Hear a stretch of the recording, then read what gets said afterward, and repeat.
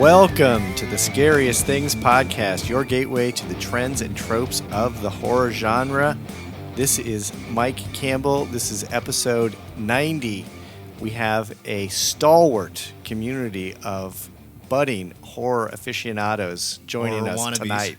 Horror wannabes. We also have chickens, scaredy cats, and man babies joining us. Guilty tonight. Absolutely guilty. This, of course, is Mike Campbell, as I already mentioned, and with me is... As always, Eric Lee. And from New Orleans... Liz Williams. And joining us tonight, the gentlemen that fall into the crybaby, scaredy cat, chicken, man baby category are... Mike Halstead. And Dan Bradbury. Yes. And you will have nicknames by the end of this episode. I guarantee nicknames will be had. Bedwetter Dan. Bedwetter Dan. Hide your eyes, Halstead. Crybaby Mike. Yeah. Oh, I like that one. I actually discovered a thing called, I called it the coward's veil, where my fingers are laced above my eyes. Hey, the coward's veil. Yeah, I made that up. Okay. All right, we will be posting a picture of Mike doing the coward's veil. That'll be posted online. So, to describe what we are going to attempt to do today, we're calling this the Scaredy Cat Challenge. And what we have come up with is Mike and Liz and I each came up with 3 movies for our friends here to try to watch, because they were admittedly they were fans of ours, but they also had a hard time handling horror movies. Eric, what you say watch, I consider torture. Yeah. You cruel people, you. Same. So in addition to picking 3 movies, we picked tiers of movies. So the first level, we had gentle... That's not TEARS. Although there were plenty of those. Maybe that is. So we each issued a gateway film and something we said is an intense film for the next step up, and then we had a bridge too far, and for each of the 3 of the standard hosts, we sort of created our own rules as to what we wanted to call gateway, intense, and bridge I think too far. What we found out is Eric is a sadomasochist because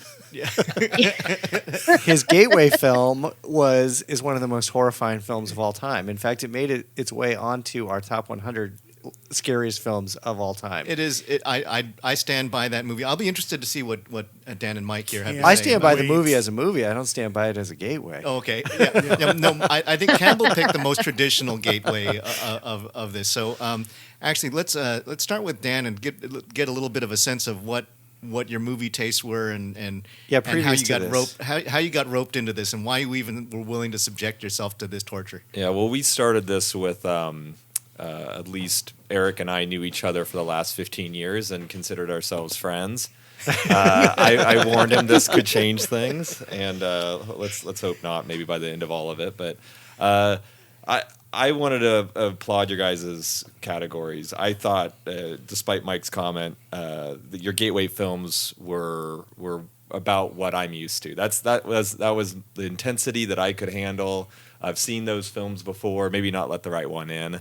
I did consider that a gateway film. It was maybe my favorite out of the 9 that were selected for us. The intense films were the ones that I'm on the edge of my seat. Wouldn't go to a theater to watch that if you paid me, but willing to watch them. I hadn't seen a single one of them. But now, prior to this deep dive into the horror genre, were you like a Merchant of Ivory guy? Were you if you sat down one evening, would you rewatch Henson guy? Would you watch Splash again? John Hughes, John Hughes. Yeah, I'm a big movie fan. I do see quite a bit of cinema, both at the theater and at home. I probably could say I've seen about as many horror films as I have fingers, type of thing. I don't think I've ever seen a horror film in the theater, and I avoid them at all costs when they come on the TV. And I had seen the Blair Witch Project. That was the year I graduated from high school when that came out in '99.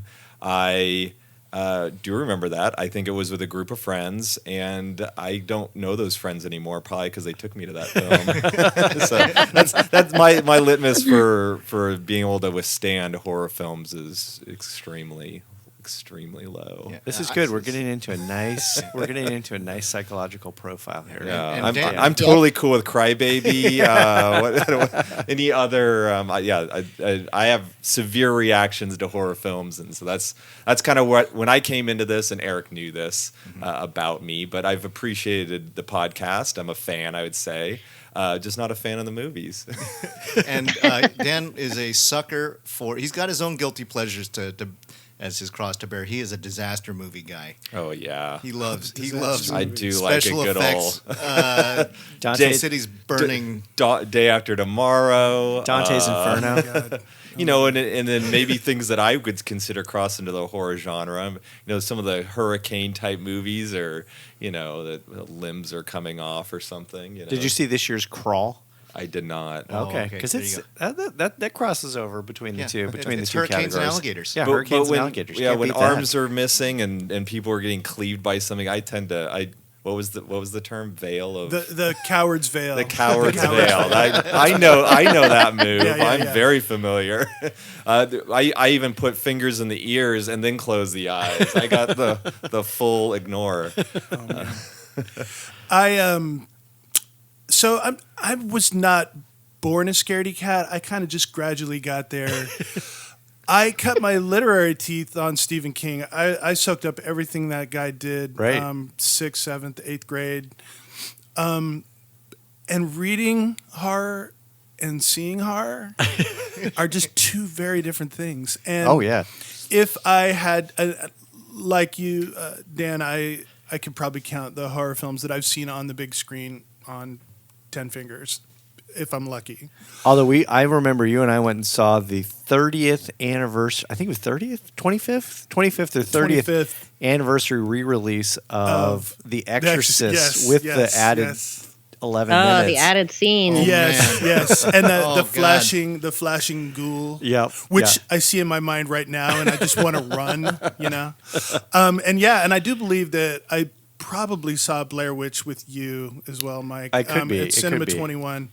I just remember when we saw The Exorcist, you had, I thought, a very salient, interesting point, which was that the film wasn't scary as much as it was exhausting. It was absolutely exhausting. And I thought, well, that's kind of an interesting look at the film because it is exhausting. Actually, Campbell, from the I can trace when I decided to reject horror movies to you were right next to me when it happened, and we both looked at each other, and I feel like we both had I think our reactions were similar, but you went one way and I went another. Campbell And wanted it was- more, Halstead wanted and less. I can trace it back to Exorcist 3 on the small screen Oh, in our yeah. Yeah. basement apartment, in our pitiful 20s. We're like eating Captain Crunch, watching these awful movies. And I watched Exorcist 3, and remind me of the actor. Who was the guy? George C. Scott.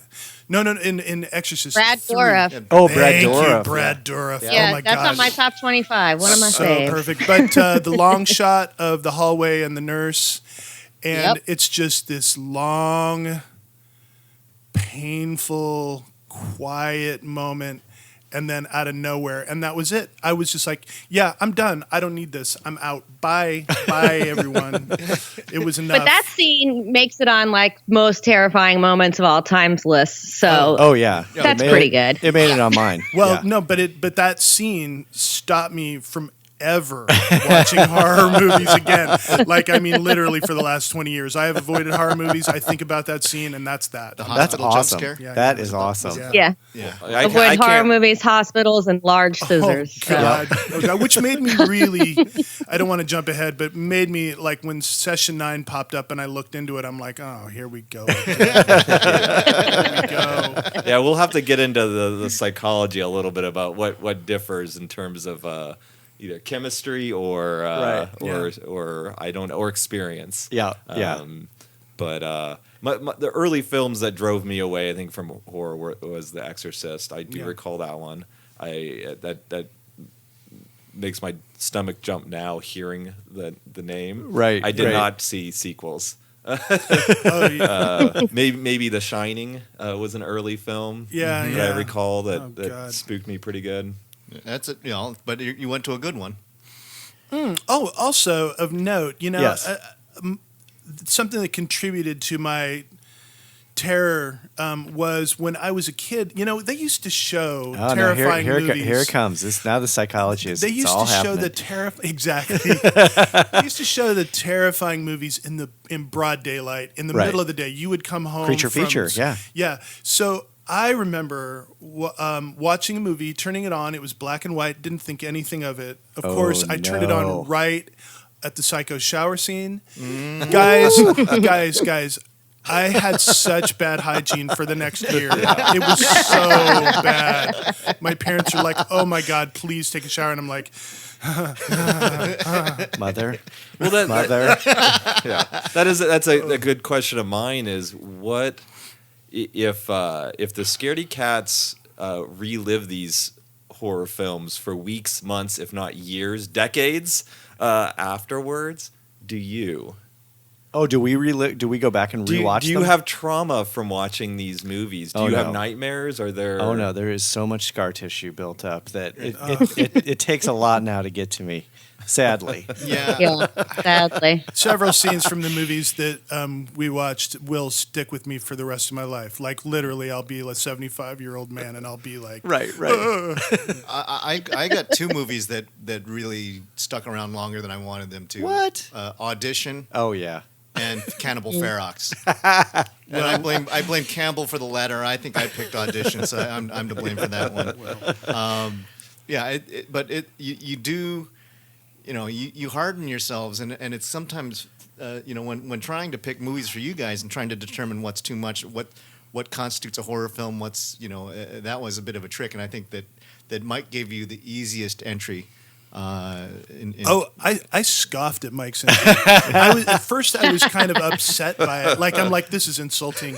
But you know what? The more I thought about it, I'm like, no, that is actually the perfect, and the choice gateway. was Gremlins. Right. The perfect gateway to horror. If you are a 9-year-old kid, that might turn you on to horror for the rest of your life. Oh, absolutely. I Yeah, mean, yeah, everything yeah. everything Absolutely. between the everything between the family dynamic to the the practical effects to a little bit of tension, just a little bit. Sure. It kind of gives you all those sort of foundational building blocks that you need to sort of jump into, easily jump That into. movie stuck with me because I will never forget that story about her saying that they found the dad in the chimney. That's literally the only thing I remember I from forgot Gremlins. about that. I mean, Oh my that is God. the only thing I Well, remember. I think this is a great way to break in sort of the individual lists of movies. So starting with these gateways, All right. let's lead off with jump let's in. continue talking about Gremlins. This is Mike Campbell's Yeah. selection.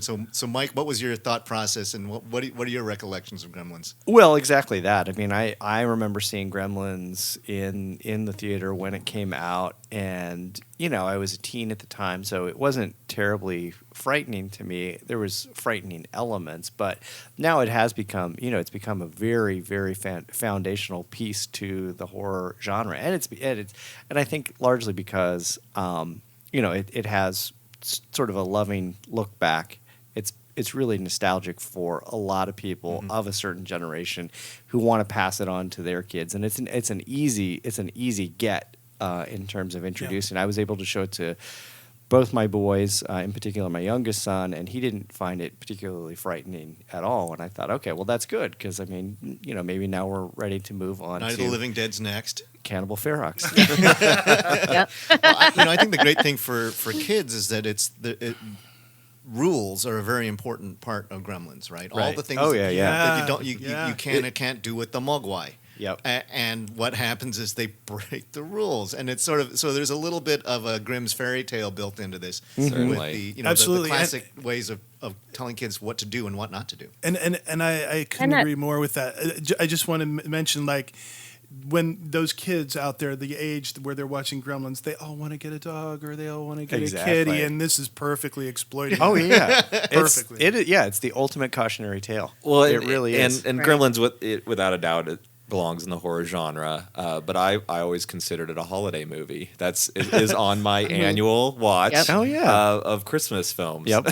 Yeah, double dip of Die Hard and Gremlins. Right, And, and it's the holiday spirit right there. So here's the real question: Yippee-ki-yay. was there any point in Gremlins where you either A, had to lift your feet off the ground, B, shuddered, shook, or jumped, C, had the hairs on the back of your neck rise up, or D, had to leave the room?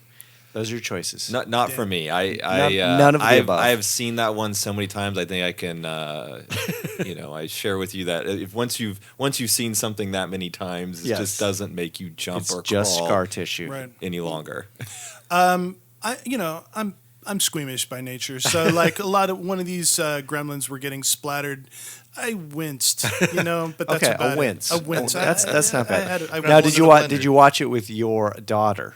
Well, no, I didn't. No, just to repeat, I've seen Gremlins so many times. She's didn't probably watch seen it vicariously. She has not. She is like her dad. Okay, so and it's genetic. possibly I'm passing Yeah. on a gene. Nature or nurture with I horror mean, films. Yeah. there is a flight or fight thing going on, and I flee from these movies. Right. Yeah. Okay, so what was our? Are we moving? Oh, Well, what I was going to yes. say is that I shared Gremlins with my children when they were, I was pretty young. I have a 12 and a 14-year-old, and for better or worse, my son does not have my Scaredy Cat gene. He drove me to the theater to see It 2 last year, and I missed about half the film with my eyes closed and my ears plugged. Wow. Whereas walking out, he thought it wasn't really that scary at all. Dan, Your 14-year-old. Yes. Yeah, well, Huh. Dan, just to jump on that, I have an 11-year-old who's been pestering me to see it. And Yeah, I'm I like, don't and advise I it. read the book, of course. 'cause Right, I right. And read you Yeah, not Stephen recommend King. seeing that. And I told her absolutely not. And then what's the late? She's showing an interest in horror. So the latest thing she's shown is an interest in, I think, the new movie.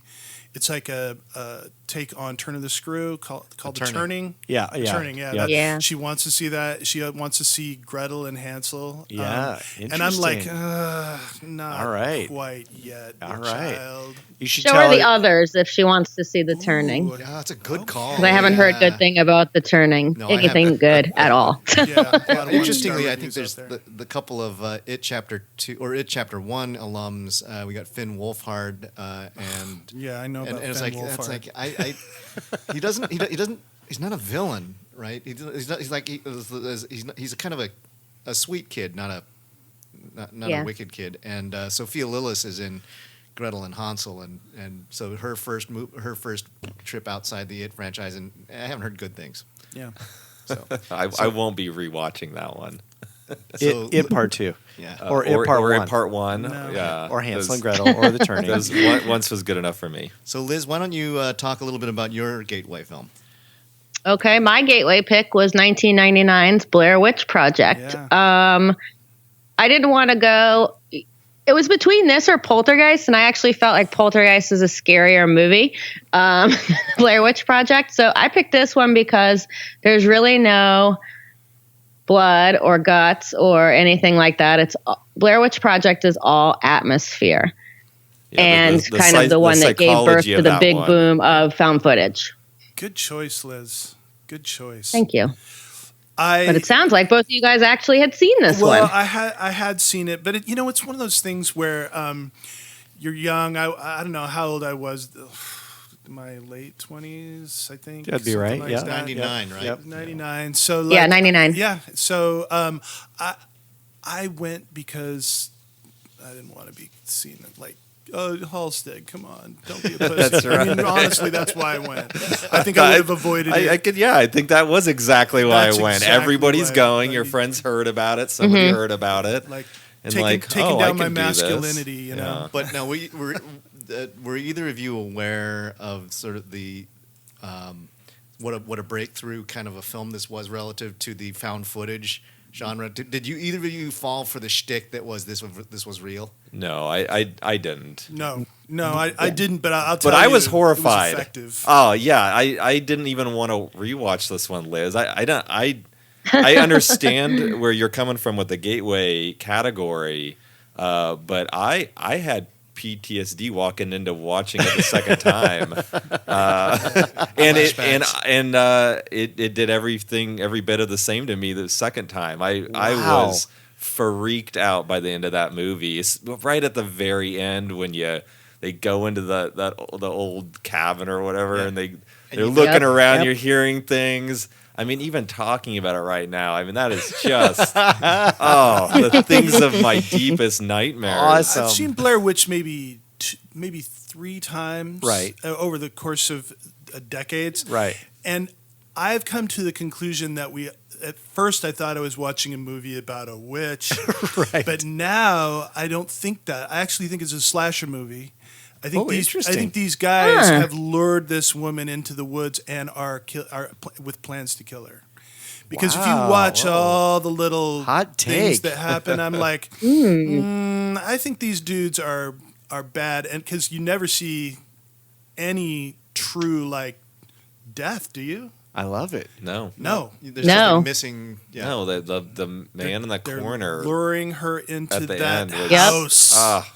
This is like room. This is like Room 237. It's like a Stanley Kubrick reimagination of Blair Witch. I love this. I just wanted to curl up in a ball and put my thumb in my mouth. That was like just it mattered horrifying. If it was a witch. Like it matters if it was a witch. It didn't matter to me. I was terrified. You know, Mike, there is a whole series of books that they did. I think Random House did a whole series of young adult books on the Blair Witch. Did they really? Yeah, the Blair Witch case files. All right, I'm going to send my kid. Yeah. I think they did 8 books, and they were all released around the whole idea that it was a fictional cousin of Heather, from the main character in the Blair Witch, and it's her cousin going and finding all of the found footage and all of the files and deciding to do research on her own in a very Nancy Drew kind of way. Oh, that's good. That's wow. good. Yeah. Oh. Huh. Well, you guys missed out last year. There was an opportunity. They actually had the Blair Witch Experience, for which I think friend of the podcast, Amy Faust, brought to our attention, which it was. You can go to Burkittsville, Maryland, and do the Blair Witch Walk. Go camp in the forest where the Blair Witch was, Jesus. and they For it was like a 3-day weekend. And it was a screaming deal. It was like for $60 or something like that. Yeah, I don't think you Hell guys yeah. understand. I'm not going to be able to go camping anytime soon. I'm an avid camper, and Liz, I love you, but especially if there's a cabin out in the woods somewhere, you better believe I'm going to be running the opposite direction. Nothing ever good comes out of a cabin in the woods. Just talking like this, it's true. I can feel It's the true. adrenaline in my arms. This is messed up. All right, let's Awesome. let's move on to the next. So, Eric's choice for his gateway film. I'm guessing this is one that you guys hadn't seen prior to me telling you about this. Let No. the right one in. Absolutely not. I have not seen that. There movie. are a few critics out there who believe, and I think they wouldn't be wrong. They think that this is the best vampire movie made. There's hundreds of them, but this is one of the best takes, and it's a very interesting. It's a take with kids as the protagonist and a ambiguously protagonistic vampire.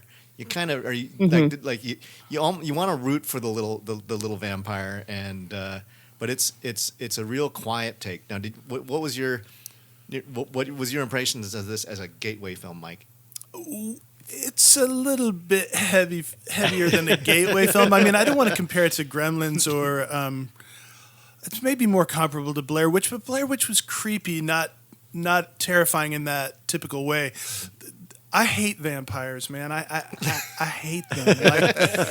Smell that. Just the thought of it. Just God. But but as a gateway movie, you look back at the movie after my nerves have settled a little bit, and I'm like, what a sweet movie. Yeah, well, those kids, I love those kids, But oh my God, the ending, the pool scene, Jesus, that kind of like, oh no, this is not a sweet movie. This is not a sweet movie.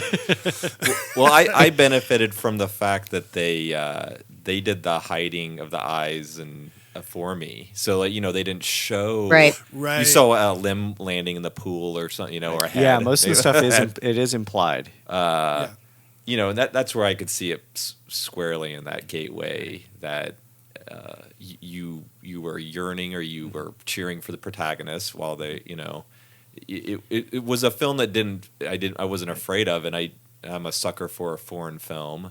I really enjoyed this one. Out of a grouping, I understand it being a horror film, but it didn't scare me. Maybe right at the beginning when I was a little lost maybe on the title. I was naive. I didn't catch on at the beginning. I think I'm still a little lost on the title, to be honest. It's a classic vampire trope in that a vampire is not allowed to cross the threshold unless invited into a house. Right. And so she would knock on the window and it's like, "Will you let me in?" Right. And then that was Well, I got that towards the middle part of the movie, but right at the beginning when the old man strings a young boy up, and I just assumed somehow we were in a serial killer flick. Is there a which maybe it is, that's a vampire is the original serial killer.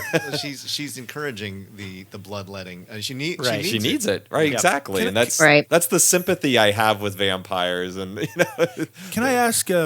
Is there a name for a mortal who goes out and helps a vampire? Like, I know that there's terminology. It's a familiar. Here. A familiar. Yes. I Yes. knew there was a word. I was. It's funny though. It's a good question because it's not a term that gets used a lot in the context of vampire films. In fact, one of the only vampire films I can think of is What We Do in the Shadows, where they talk extensively about the familial. Well, and Mike, thanks for mentioning that film, because I would challenge, at least for myself here, that What We Do in the Shadows is my favorite horror film, and my favorite vampire film. And so maybe you could see the commonalities where these are lightweight comedic horror. Have you seen Let the Right One In? Like I said, not the only one. No. What We Do in the Shadows. What We Do in the Shadows.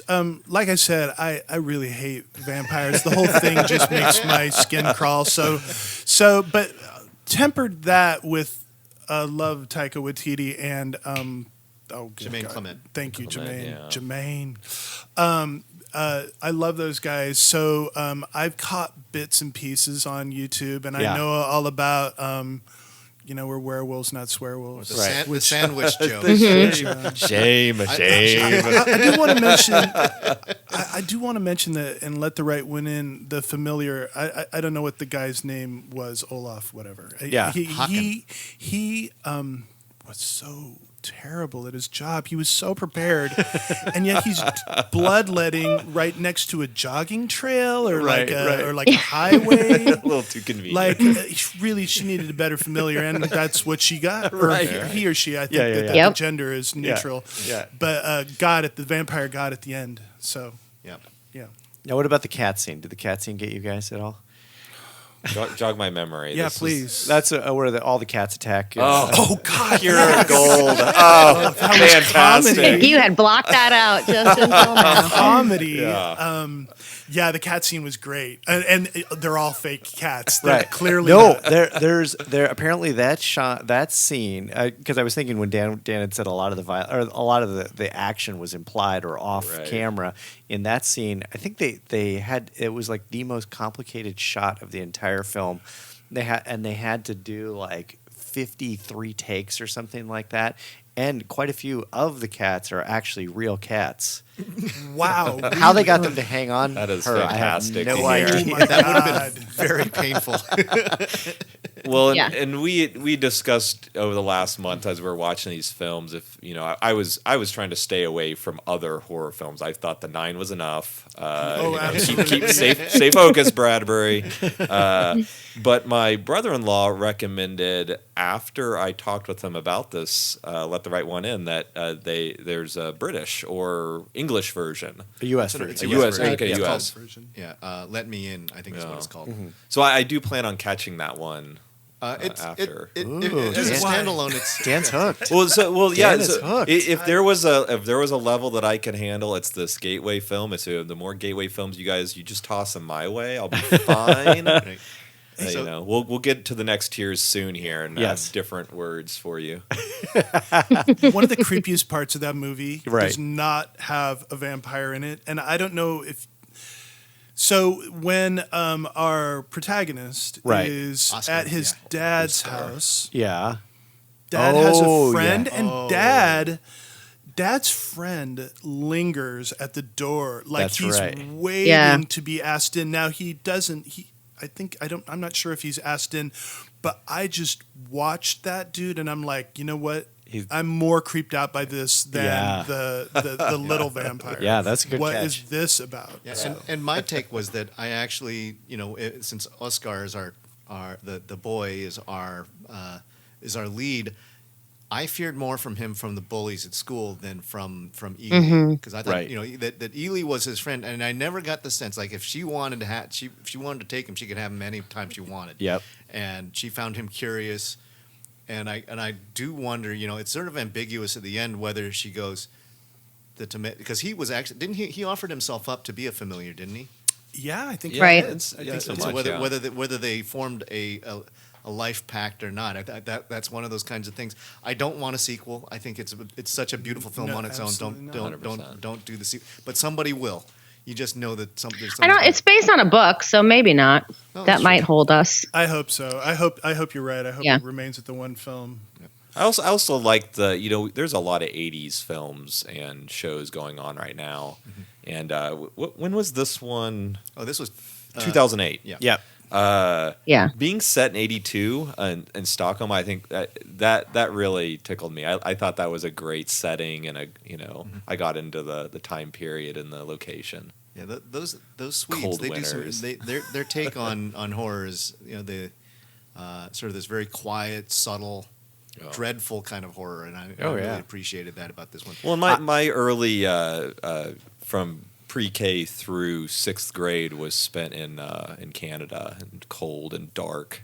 Yeah. So it Long was winters. long All winters. right, and- more psychology. Yeah. It's all slowly. Well, I it's can't all, wait. It's Can't all wait till slowly we get to eking out. two. Yeah. All right, Dan, just go sit on the couch over there. Just lay back. We have a few more questions for you. Watch the watch. Although I will say, in the interest of full disclosure, I had not seen. We did a vampires episode probably 15 episodes ago. And I'm not a huge fan of vampires, not for the reason Mike is not a huge fan of vampires. I just don't like too vampire sexy for him. movies. It's too sexy. I don't need. I don't need sexy. I had not seen Let the Right One In, and I watched it, and it made its way onto my best vampire film of all time list. Yeah. because it is really that Sure. good. It's the quality of the film and Yep. the acting is Yep. stellar. Yeah. Right. All right, so let's move on to our intermediate tier, the intense film. Outstanding. This is my favorite tier, by the way. Intense. Mike, let's Great. go to you. All right. Um, So yes, I wanted to ratchet up the intensity just a skosh, but not make it so terrifying that you would turn off the TV or run out of the room Mission accomplished. or yell at the person from Movie Madness who rented you the film. I wanted to avoid all those things, and so I went with a film that I was actually quite smitten with. When it first came out, I've talked about this a little bit on the podcast. I was so terrified by this film that I watched it. I ended up watching it on a Sunday evening, and I stayed up till 1 o'clock at night. I think the film ended at 11. I watched infomercials for 2 hours just to decompress. Okay, good. I'm not the only one who's suffered through that. So this, of course, is the film that weirdly kept David Caruso's career I watched this movie in spite of David Caruso. trucking on. This is the 2001 American psychological horror film directed by Brad Anderson. This is Session 9. I won't blather So good. on any more about it, save for the fact that I will just give a quick exposition about the film, which is it's a group of guys going in to do an asbestos cleanup of an insane asylum. Yeah. A booby hatch, a nut house. Yeah. What could possibly go wrong? What could possibly go wrong? An ancient insane asylum. An ancient insane asylum, which as a small footnote, does not exist anymore. Apparently, they leveled that place like 5 years after the film was made, which is too bad because it really looked like a Yeah. beautiful, The main- beautiful Are you piece. kidding me? That is the best news I've heard all day. That building is the main character of the movie. Oh, I mean, All right. that building another hot take. takes over the whole Certainly. thing. Yeah, yeah. Oh God. All right, so Mike, what was your thinking on? Was there any point at which you ran out of the room? Well, I'm a guy who likes mysteries. Yep. Not necessarily horror, but I like Sure. mystery. And so first sadly, I had this movie figured out way too soon. Oh no! And so that kind of ruined that the movie does. for me. Yep. When that guy, see, and this is the hard part, I'm not going to be able to remember. There was a lot of remember characters, names, yeah. but when the foreman of Yeah. this job says, "I slapped my wife," I'm like, "Oh, you did so much more than that." Right. Because he's got that 100-yard stare, and he's got he's sitting in a graveyard, and he's got the 100-yard stare. I'm like, no, this is the guy. Yep. This is the guy. And Right. I knew that early on, and so it kind of ruined it for me. Okay. I didn't ruin it for me, Sure. but like I knew what it was I your knew what tell. to expect. And so Yeah. when we got there, the big twist, which like I said, I love David Caruso, but I gotta say I liked him in this movie. So I Yeah. want to be completely fair. I thought Yeah. he was No very sunglasses. good. Yeah. No sunglasses, totally understated, except for the moment where the twist of the knife comes, Right. and they do a very, very close up of David Caruso's face, Right. and it's contorted, and I laughed out loud. I'm sorry, I laughed out loud. But were there scares? Were there legitimate scares along the way? Okay, so riffing on the Exorcist 3 Yeah. scene where there's something at the end of a long hallway, Right. this happened in the movie, and that just about had me jumping up out of my chair, even though by that point I figured out kind of what was happening. Where there's a dark figure at the end of a dark hallway, but you can make that figure out clearly enough Yeah. that a human being is down there. Right. And that absolutely... All right. No, thank you. No, Mission thank you. accomplished. Dan, Yeah. where were you at? This with one's it? freshest in my mind. I watched it most recently. And You watched it this morning. I watched it this Oh my morning. God, I yeah. wanted to get them all in. I didn't want to let anyone down. I did have a here. rule that I couldn't A watch fair it shake. in the day. And That's I had to watch mine before I went to bed. Every single one I watched I at like night, it. and because Eric said, I want to hear about nightmares, and I'm like, okay, Give then him I'm the gonna real have deal. to watch this before. I'm sorry, Dan, but oh yeah. no, go get into it. 'cause But I had to watch it at night, all of them. I would say that most of them that I caught were in the dead of night, and I have a pretty spooky upstairs dormered TV viewing room that has the windows open to the St. John's Bridge. I find that fairly scary environment, but I'm able to crank up the volume and have a pretty dark and quiet viewing. St. John's is the spookiest neighborhood in Portland, by the Yeah, it way. is. There's Yeah. a lot of fog there. I would say yes. Many of these evenings I was watching these movies, or late nights, or 1 a.m. viewings, where it was quite a bit of fog. I'm fairly certain there are fishmen crawling out of the Willamette River at night, Absolutely. feeding on the children of the St. John's area. I approached all these movies by watching or trying to watch the trailers to all 9 before even deciding what order to watch them in. Yep. Session 9 being the last one, and I didn't even want to watch the trailer on that one. I got about halfway through and shut that off. The What did you guys? Go ahead, Liz. What do you guys think about Session 9 being set in the day? Did that add any? Because when we talk about it, I always bring that up. A lot of people bring up one of the reasons that it's so creepy is that it takes place Yeah. in the daylight. largely for the most part. For the most Yeah. part. No, I noticed that. That was Mm-hmm. clear. Another intense movie that we're going to move on to, Hereditary, was what I considered the black to the same director's Ari Aster's Midsummer's white. Mm-hmm. And Midsummer was one of the only cheats I had this last month. I fit that one, and I know, Mike, you did too. It should be said that I watched with our email correspondence. I knew that there were a couple movies on Bridge Too Far. Well, I watched a movie and a half on Bridge Too Far, and I was like, I felt so guilty. I felt so guilty that I'm like, all right, I'm in for Midsummer. I think it's a movie that I might be able to handle. Yeah. So I watched Midsummer previously, and I really, that one was, plain as day. Bright sunlight. Maybe Daylight. Right. we'll save Yeah. that as the epilogue. So I think that actually kind of cued me up when I was watching Session 9 and noticing that just it was the building, that building. Oh my goodness. No, where I was getting into is that I have a family history with a mother that has mental illness, and she spent some time in a facility when I was younger. And I do believe that a lot of the films that focus on mothers, on mental illness, and specifically maybe facilities like Session 9, that brings back quite a few memories for me. That, and I don't want to get too heavy here. It's just I do think sometimes when we talk about is it brain chemistry, is it experiences? I have plenty of experiences I don't want to share. Sure. That are mirrored in some of these films, and I survived all those experiences, and nothing quite as dramatic as what we've seen. But Session 9 really bothered me from that perspective. And the Danvers State Mental Hospital in Danvers, Massachusetts, is no longer there. Yeah, that's why I told Good you. choice, I'm Mike. happy that one's.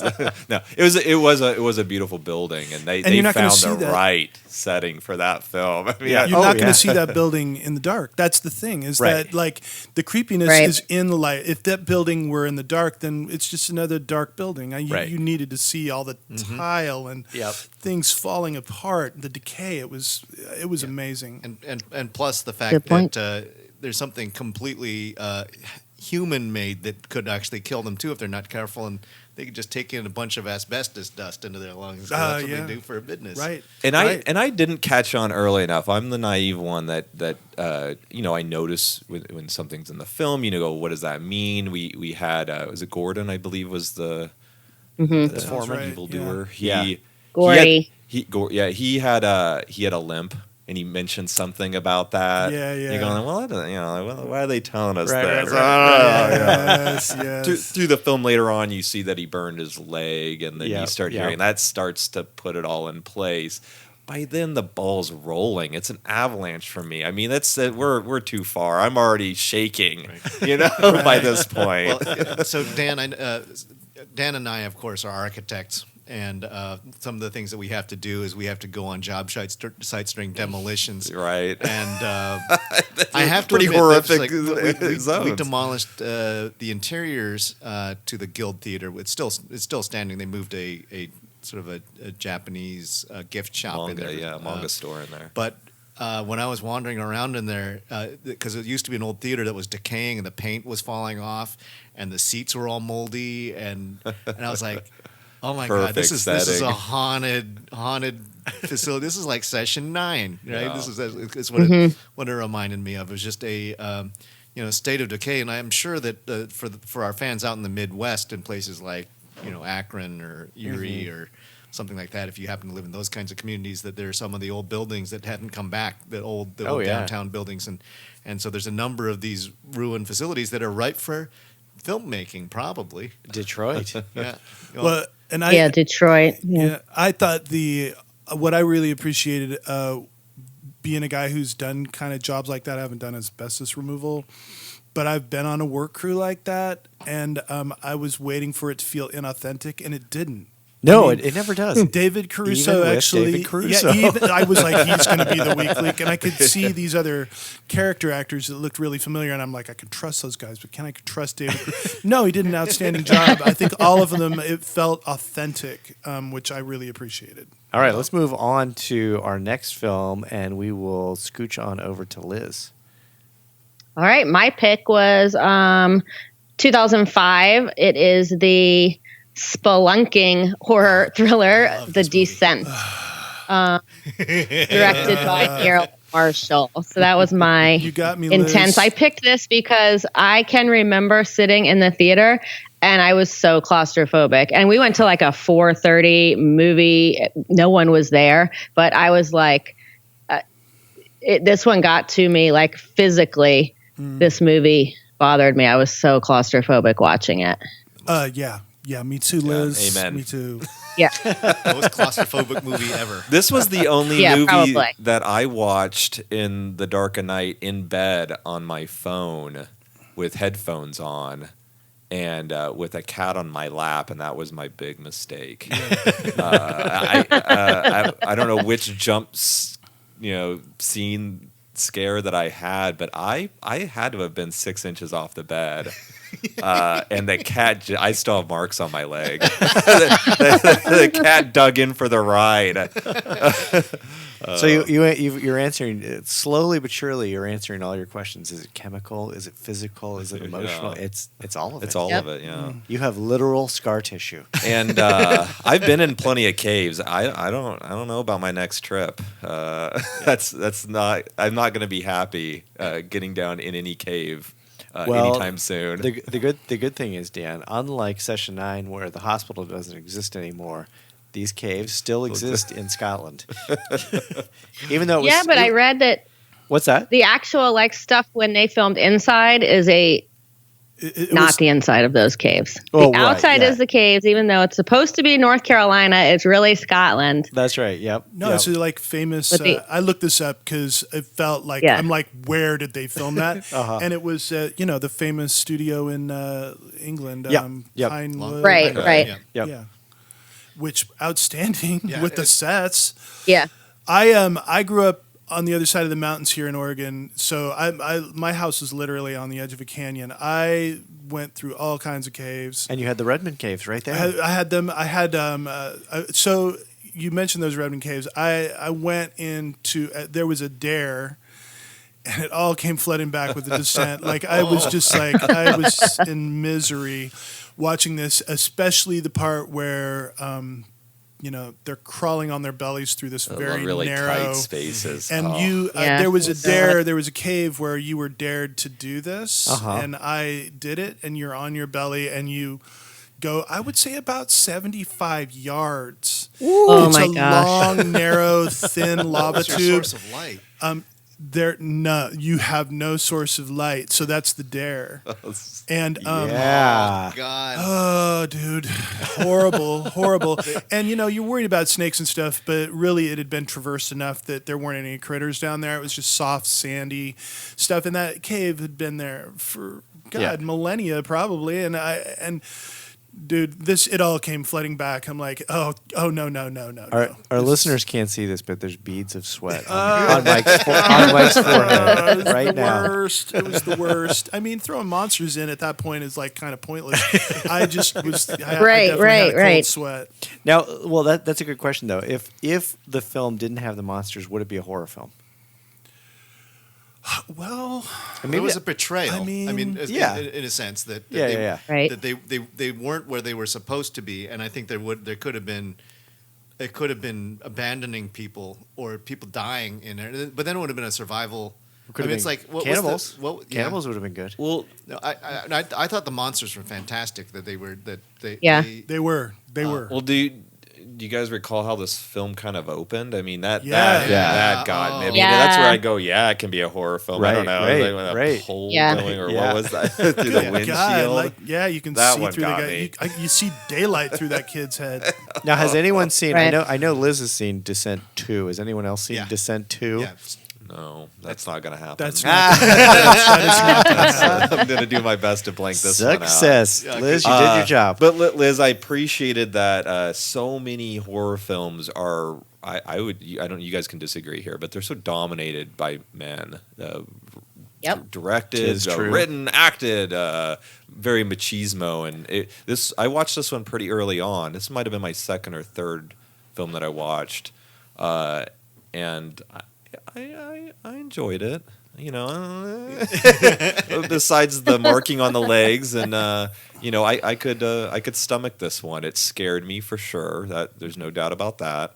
But I saw the promise. I could tell someone's going to survive. I could hold on to that little bit of light down in the cave that someone was going to make it out. So now, when you guys watch this, do you get the endorphin rush? Yeah. Do you get, and then afterwards, you Yeah. feel like after the sort of the recovery period afterwards. I mean, that's part of the great things about horror movies is your body reacts to this, and then afterwards, it's like you survived it, and you have this sense of relief, and there's a bit of it's kind of like a jogger's high after you're done with it, right? Well, I wanted to find my blood pressure. Oh, God, I 'cause should I have have one done of those, but I moved Oh, last that year. would have been brilliant. But my phone does take my heart rate. Oh, did you measure it? I did. I should have done that. That's brilliant. Now the difference between, like, say you go on a long run and you're Right. running hard, your heart rate stays pretty high for a while. What I Right, did right. notice on these films, as soon as I'd go take my heart rate, it'd be much higher. I mean, Oh, we're talking interesting. 100, 110 or something, which is way above Right, a right, resting right. Yeah. heart rate. Yeah. 60 or 70 is a resting heart rate. But it would come down pretty quick as soon as I was not watching the film and distracted by taking my pulse. Interesting. Well, You know, I've so heard- but it'd be the sweat. Yeah. I did the big jump. I'm like, all right. I'd plug into the phone, and yep, sure enough, it's just going to town. And so then during other movies, I would kind of I'd keep my finger on the little meter and see when and what was peaking that heart rate. Huh. Eric's ordering a heart rate monitor Right. on Amazon right now. So maybe I'll share that chart with you, but I put a frowny face every time I would take it during that's how I would remember Like- which ones were taken. Yeah, you can do an episode on horror films and biometrics. Right. Right. Yeah. This movie, I slept soundly, no problem, after this was all over with. Part of it was the ending did not resonate. Oh, okay. So she literally has a tragedy happen. Right. She goes through the gauntlet. She crawls up a mountain of bones to daylight. There has to be some sort of redemption, but no, there's no redemption. Yep. Like, what is the point of climbing to the top of a mountain of bones to daylight if you're just going to be haunted for the rest of your life? This poor woman suffered a tragedy, and then she just is going to continue. It's made clear that she's going to continue to be a tragedy. And I read, because after the descent, I was like, that did not. I felt wrong about it, as apparently Two they had a endings. different ending That's in right. England than Yeah. right. the American ending. Yep. Interesting. And I Yeah. want to see that ending because I didn't like this one. Yeah, this was a cop out ending for Yes. sure. And Well- then I'm not going to watch the sequel, but I did read that it was something Nah. about the survivor. No one believed her. They had Yeah. to go back. Yep. That helped it me. takes That up was immediately cathartic. after Yeah. the first one ends. That's Yeah. almost so silly. Like, who would ever go back? I'm not willing to watch the sequel of the movie. Like this woman's gonna go back to a cave. You know? Oh, also the introduction of the monsters has the long lens. That's right. Like That's where you see right. this blur of white and you Yep. see it feasting on something, and that again, hairs on the back of my neck, completely up and alert. you Mission know? accomplished, Liz. Yes. No, Well- Liz, great job. All right, Great let's job. move on to Eric's choice for this is the again, I'm going to disagree with Eric's choices. I think Eric ratcheted everything up like 30%. Yeah. So this is because Hereditary 'Cause he's was a my masochist. selection, and this one is, it isn't traditionally gory. Well, it's got some gore, but it's not. It doesn't rely on gore for its scares. This is it's super heavy on the psychological. And the dissolution of a family and the mental fragility of each of the family members and how they deal with it, and then demon possession. So it was just that added wrinkle. Is it dissolution of the family or is it an expansion of the family with Payman? Payment. yeah, No, there you Payment. Well, the go. thing It's, was, it's no, really more like that the family's getting bigger. no. Payment was always there though. Payment was in I Charlie. guess and I then guess it that's was- true. No. Payment Yeah. just moved residences from Charlie into Peter. So I realized that this one, because it had sort of the Exorcist reputation of being scary as shit of the last 15 years, and for you two, I mean, we've talked about this a lot. That this is the movie where Liz and I met when we went down in Overlook. And the telephone, Charlie versus the telephone pole, where Charlie loses badly. That was Shades of the Descent there. I didn't see that coming. Yeah, I didn't either. They No one make you did. feel like Yeah. Charlie. And I did a snapshot of her face. What a horrific looking child to Yes. begin with. I mean, that just spooked Yeah. me out from the God. beginning. And who wouldn't be? And Where did they find her? From everything, from all accounts, she's a theater actress, and but you know I mean, that bravo. I don't. she actually sells those little that messed up little doll that she made out of dead bird parts Oh, and God. Coke cans God. or whatever it was. Apparently, the actress actually makes those, and you can actually for a while she was selling them on Etsy. We live in a great country. We live in a great Yeah. country. Monetize More your- power to her. That is the So- ultimate get rich slow scheme. Anyhow, so this was. I realized I might have been, as Mike was saying, ratcheting it up a little much here. I think Mike's going to bypass me on the freeway here when we talk about our bridge too far. But Yeah, maybe. what did you, Mike? What did you think of it? Well, I love the movie. Good. I loved Good. it. So I'm watching. I went into this movie cold. I did not know what it was about. I thought it Right. was some kind of like Hereditary. I thought it was going to be some kind of body horror movie. Uh-huh. You know, it was not that. No. it was. It was not. Everything I watched was unexpected. Everything, the completely decapitation agree. was unexpected. The great thing is like, I'm lulled into this sense that I'm watching a movie about a family tragedy and how they're dealing with it, and the horror of grief. Oh, that's the real horror, folks. And then, oh no, it's demons, dude. It's Satanism. It's demons. It is 100% Oh. Satanism. Don't Pagan. put all your literary devices away. This is about demons. Yep. And you know what? Once I accepted, and I forget the name of the woman Toni who Collette? No, well, Toni Collette. Oh. A+, but no, I'm talking about the woman who held the seance with Toni Collette. Oh, yeah, she's great. Ann Dowd. Ann Dowd, is the yeah. name. Joan. She's Joan.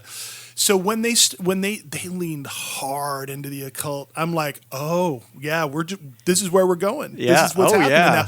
now. And once I accepted that, I'm like, no, I'm good. Let's just go off the rails. Let's go off the rails.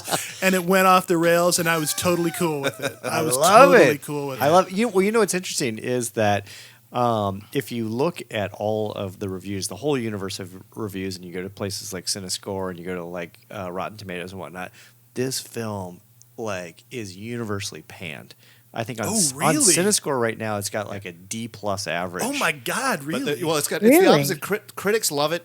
Fans have a hard time with it. So No. horror fans. Moviegoers. Let's be clear here. Moviegoers Horror love fans. moviegoers hate it. Critics love it. Okay, Yeah.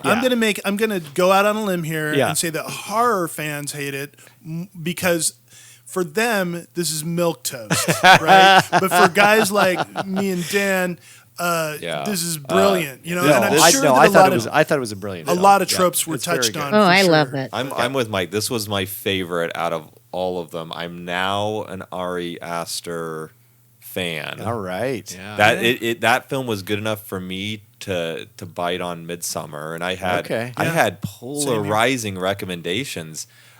Eric's a great friend where he doesn't spoil movies and he's cautious when he recommends. This one was discussed amongst a group where I had another buddy that recommended it. Eric recommended it, but he always kind of you might want to tiptoe in. Yeah. Eric's willing to hold your That's hand. a good friend, yeah. and He- hand you a Kleenex. He doesn't beat me up, but Band-Aids. this one hit me so hard. I think I was in tears by the end of it. Wow. This was very reminiscent of some things that happened to me as a child, and my mom waking me up at night, or Yeah. I had a lot of baggage coming into this one. Well, not by accident, I referred to this film as ordinary people horror. Perfect. Because I remember Yeah. seeing Ordinary People when I was of whatever that age was, and being horrified about to see a whole family completely collapse in on itself. And to see family members just utterly reject Right. another family Yeah, member. that was terrifying to it me. was. And so then to throw Satanism on top of that, I was like, well, that's pretty brilliant. When I was fairly confused until towards the end, you Right, know, right. where I didn't quite understand what was happening. They hid the ball for quite a long time. You know, Yeah. I Yeah, they maybe sure understood did. some possession, but it still was just really a little bit lost on me. I thought I was going to be getting a ghost movie. Well, that's when I was expecting that we were going to get the ghost of the the matron grandmother, yeah. who Right. died, because he would also do something like he would hide images in the shadows. Yeah. There would be or there would be someone clinging to a corner of the wall. And it's like, wait, did I just see? And that's where the power of actually having it on video and then pausing and going back. Yeah. That all the Easter eggs that he plugged into it. You know, I think sometimes we talk about movies that we talked about this with Gwen last week, Right. where it's your first shot out of the cannon. It's got everything that you've been storing up for your ideas, and they try and get it all into the film. And I think, you know, Ari Aster certainly held. You know, he had a lot of things he wanted to say in this movie, and I think it's actually quite cool that with Midsummer he also went big and ambitious. Yep. Also tends to fragment some people who, you know, because I know that you know, again, friend of the podcast, Amy, who participates with us but also doesn't listen to the podcast, hates Hereditary. Right. And she thinks it's funny, and I was just like, there's nothing funny about Yeah, I don't Hereditary think at all. it's There's funny. humor in it. No. Yeah. I'm not worried funny. about Amy. Yes. Amy's wired a little tricky. Although that's you know, concerning. I anecdotally, I will say, when I saw Midsummer in the theater this summer, I think the large majority of the audience was laughing hysterically towards the end of the film because it really went in a place that people didn't expect, and I think that was the only way their brains could process it was by laughing. That's a good point. I get that, At- especially for Midsummer, Yeah, because yeah. there is absurdity involved in it. Yes. Yeah, for Deliberate absurdity. Sure. Yeah. Yeah. All right, let's get. Let's, but you know, but that movie more than any of them has taken up my mind since watching it. That one I researched afterwards. Oh, interesting. Okay. That one really got my hairs on the back of my neck Research up. Paymon. And I don't want to leave Hereditary just yet. I do want to make one note that kind of bothered me. Was that at the very beginning of the movie, you know, these miniatures have a big role, and Yeah. we literally like go into Peter's room as miniature. Wasn't that Right. cool? Right? It was super cool. Like one of the best effects of the movie was right out of the gate. It had me hooked, right? But then me being the the English lit dude that I am, I'm like, oh, so are we in reality or are we in Right. unreality? Right. Because we have morphed from Peter's fake room into Peter's real room, and is this Right. all in the artist's mind? Interesting. But as soon, this is the beauty of Hereditary. As soon as I start getting these highfalutin ideas, it's like, no, dude, no, just Satanism. demons. It's just Satanism. Don't draw Don't too buy much it. into this. So anyway, So many hot takes from Mike Halstead. I know, I like it. And with that, we're going to take a bit of a pause because we had so much fun recording this episode that we lost track of the clock. And we decided not to subject our audience to listen to an hour and 40-minute podcast. We're going to break it into two parts. So check back with the next episode in which Dan and Mike Halstead will reveal their emotions and their fears in watching the Bridge Too Far movies, the movies that are tough even for the hardened horror fans. So what is a couple of sissy movie watchers, how do they react to this? Well, you're going to have to listen and find out, and we hope you check in next time. Thanks, folks.